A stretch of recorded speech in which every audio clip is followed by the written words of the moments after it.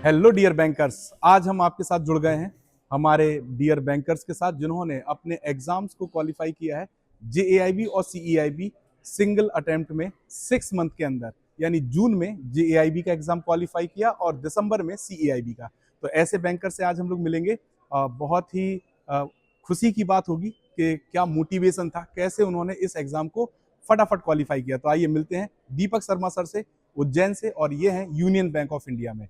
आइए सर, आइए sir, please बैठिए सर। तो दीपक सर, पहले आप बताइए अपने बारे में कि कैसे आपको मोटिवेशन मिला जेएआईबी एग्जाम और सीईआईबी एग्जाम के लिए। मेरा नाम दीपक शर्मा है और मैं जब इन्हीं सभी बैंकर इस चीज़ की प्रिपरेशन करते हैं और मुझे मैं जेआईबी की प्रिपरेशन करी तो फिर मैंने देखा कि यूट्यूब पे कुछ वीडियो सर्च करें कैसे प्रिपरेशन करनी है। फिर मैंने डिफरेंट डिफरेंट इंस्टीट्यूट्स में देखा और मुझे देखा कि आपके इंस्टीट्यूट्स के टीचर्स की वर्किंग और जो स्टाइल था पढ़ाने का वो मुझे बहुत अच्छा लगा। स्पेशली मैं मेंशन करूँ आप ही अरविंद सर की वजह से ही।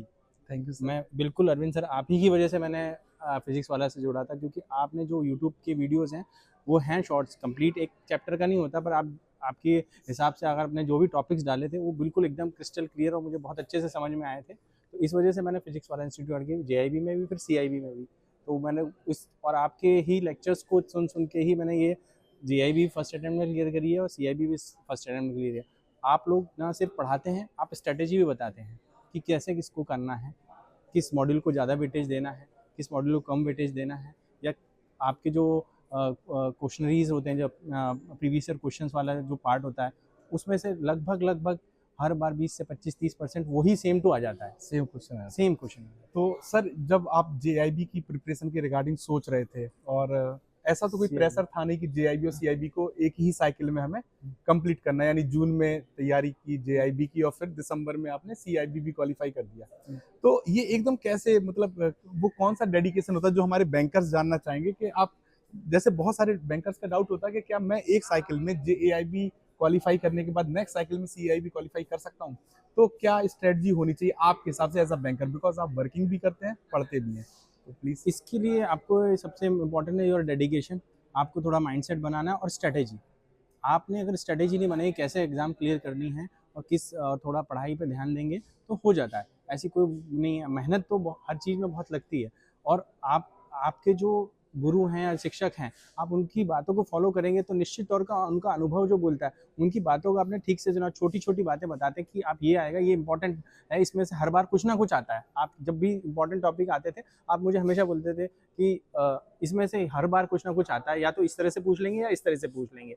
तो आपको वो चीज़ें कैच करनी है। और आपको बताया गया है मॉड्यूल्स ABCD 3-4 मॉड्यूल होते हैं। तो स्टार्टिंग में आप लोग जब आपका इंट्रोडक्शन लेक्चर होता है उसी में आप एक्सप्लेन कर देते हैं कि कौन सा मॉड्यूल कितना इंपॉर्टेंट है, D B जो भी है। तो आपको उसी उनकी स्ट्रेटेजी के फॉलो करते हुए उसी की प्रिपरेशन करनी चाहिए। उसी हिसाब से मॉड्यूल वाइज प्रिपरेशन करेंगे, स्ट्रेटेजी रखेंगे तो हो जाएगा। यहाँ पे मैं एक बात बताऊंगा, जेएआईबी का एग्जाम दीपक शर्मा सर ने फर्स्ट डिवीजन यानी 60% अबव मार्क्स के साथ क्वालिफाई किया है, और सीएआईबी का एग्जाम भी अप्रोक्स एक या दो पेपर में 60 से बिलो मार्क्स है, यानी 58-59 है, अदरवाइज 60+ मार्क्स के साथ ही क्वालिफाई किया है। तो दीपक सर हम लोगों से मिलने के लिए भी उत्साहित थे, हम भी दीपक सर से मिलने के लिए उत्साहित थे, क्योंकि बहुत सारे जो डियर बैंकर्स, अगर आप ये सोचते हैं कि फर्स्ट अटेम्प्ट में एग्जाम चारों पेपर को क्वालिफाई करना आसान नहीं है, बिल्कुल कर सकते हैं। और आपके सामने है example Deepak Sharma sir from union bank of India Ujjain से। तो दीपक सर, एक और मेरा क्वेश्चन आपसे है कि आप हमारे बैंकर्स को क्या सलाह देंगे कि कैसे वो अपनी प्रिपरेशन करें, या उनको जेएआईबी सीआईबी की तैयारी करना क्यों जरूरी है, करने से क्या फायदा होगा। मैं बैंकर्स को सबसे पहले ये बोलूँगा, जेआईबी या सीआईबी की आप जब भी प्रिपरेशन करें ये सोच के ना करें कि मुझे इंक्रीमेंट बढ़ाना है। आप अपने प्रोफेशनल नॉलेज के लिए कर रहे हैं ये।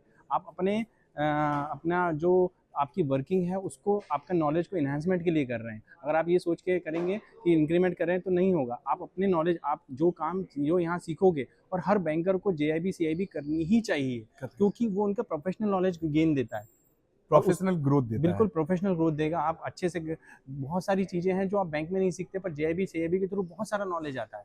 आप वो नॉलेज लोगे तो वो आपके लिए through out your professional journey को बहुत हेल्प करता है। सर वर्किंग लाइफ के साथ साथ स्टडी करना, हाउ टू मैनेज?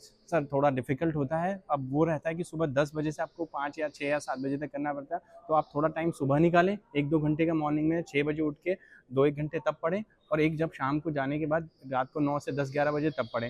जब आपके लाइव लेक्चर्स होते हैं वो अटेंड करें। अगर लाइव लेक्चर्स नहीं अटेंड कर पाते हैं तो 100% आप उस चैप्टर्स के वीडियो रिकॉर्डेड वीडियो करें, और उससे रिलेटेड जो आप क्वेश्चन होते हैं, 2 तरीके आपके इसमें वीडियोस 2 हैं। एक तो आप पूरा एक्सप्लेन करते हैं, हाँ। और दूसरा उससे रिलेटेड क्वेश्चंस। एक फाउंडेशन होता है और एक एमसीक्यू होता है। एमसीक्यू भी जरूर करें। उससे क्या होगा कि कुछ चीज़ें जो पार्ट अगर आपका छूट गई है वहाँ पर फाउंडेशन में, तो आप एमसीक्यू में 100% हो जाएगा। कवर कर लेते हैं।